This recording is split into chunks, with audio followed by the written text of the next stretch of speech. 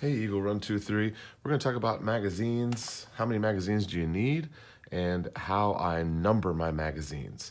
Let's go ahead and jump in here. We have AR-15 magazines here, and you can see I have them numbered one through whatever. I've got them in different batches and different things. A couple of these I actually marked. I put green tips in them, and so I marked that on there. I don't know that I would do that in the future unless I wanted to just only run that in there, but that's definitely a mistake. I guess a mistake that I would maybe not do again. But a different batch, you can see I came in and numbered them a little bit differently. They're just with a different paint pen as I added to my collection. These are all surplus GI mags, and you used to find these for $3, $4, $5 a magazine. You're pretty much going to be buying new stuff now. You can find some surplus. I haven't seen any in a while, but I also haven't shopped for any in a while. Some of these came with these little mag poles on them. They're kind of cool, but I like them because I find that when they hit the ground, not being able to hit that end plate was beneficial. So having a little rubber on the end maybe helps. I don't know. But there's also these Pmags. These are expensive. They're 100% reliable. I definitely would trust them for whatever. They're probably $12 a magazine though, probably twice as much as the surplus stuff.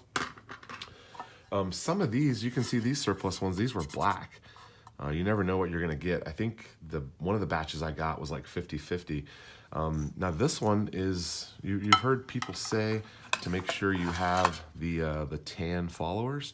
You do want to check that because it's a little bit more of an anti-tilt follower, and I don't have one taken apart to show you the difference, but here is a regular one. This one actually did jam on me, so I took this guy apart, and this one's been painted up. You can do all sorts of, I kind of was messing around with a couple of these to see what sticks and what doesn't stick. Okay, so let's talk about numbering your magazines. I do numbers on my steel, and I do letters on my Pmags. I probably only have 8 or 10 Pmags, but I use letters on those, and I use numbers on the regular surplus ones. And then you can see on these are Beretta mags. I just used a Dremel and put it there on the floor plate, on the end plate there. So you can do a couple different ways to number them. This is paint pen. This is, I think this is nail polish. But yeah, either one of them works. And I use it to identify while I'm at the range, but I also use it for my system. So I have you guys have seen my logbook where I keep track of my ammo before. In that logbook, I have written down where each magazine number is. And here in a second, we talk about how many magazines do you need. You could kind of allocate those to different places so that you kind of know always where they are.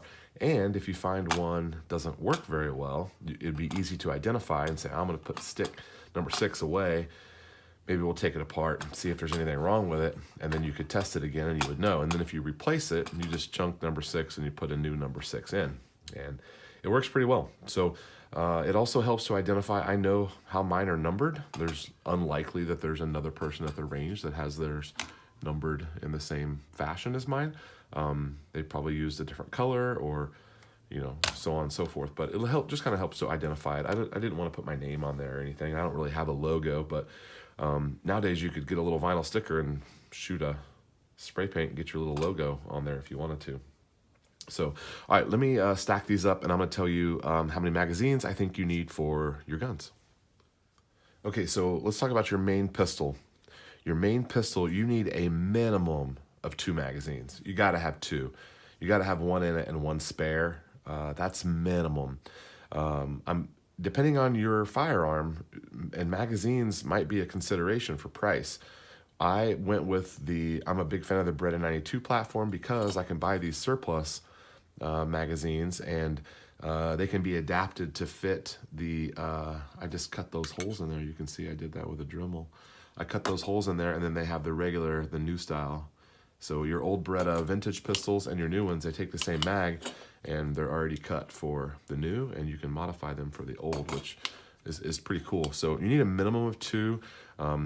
Probably 8 or 10 of these would be nice. Now, if you've got a unique gun and they're $15 a piece, you might want to think about that when you're purchasing a firearm. Think about magazine availability and cost. So think about that for sure.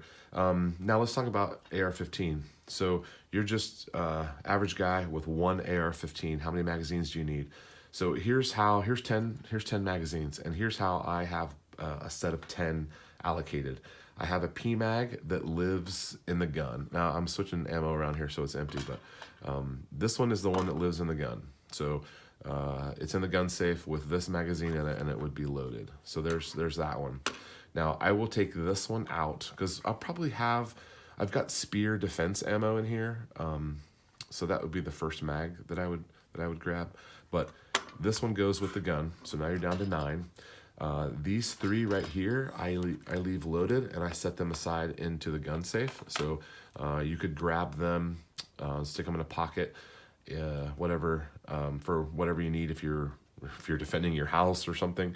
But this is like your emergency backup right here, because these are in the gun safe. You've got 30 rounds in the gun, and these are your backups. Now I like to take 3 or 4. So we're gonna take those 2. We're gonna set these 4 aside. These 4 go in my gun bag that I take to the range. So these would be the ones that I'm training with. I'm running them through. Sometimes you take a carbine class, and they might say you need a minimum of 3, 4, 5 mags. So you would have 4. If you need an extra one, you could just take unload this one and take it. But that way you have 4 that are for training. And then these 2 we're going to put in our storage. If you watched my gun video, where it talks about how many guns do you need, this is for storage. So it could be a bug out bag, it could be a bug out location, it could be whatever. This is where you're gonna throw those away.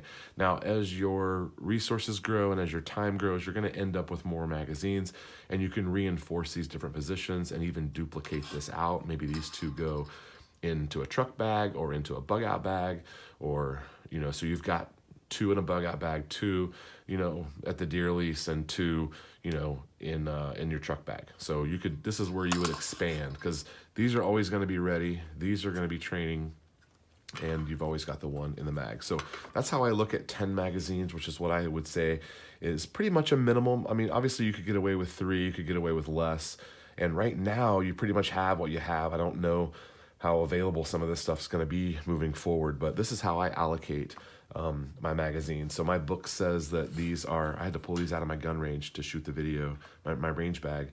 These go in the range bag. These I have in my truck bag, and these right here are in the gun safe with the gun, sitting on the shelf, easily accessible. So that's how I have those allocated out. I do a similar thing for the pistols.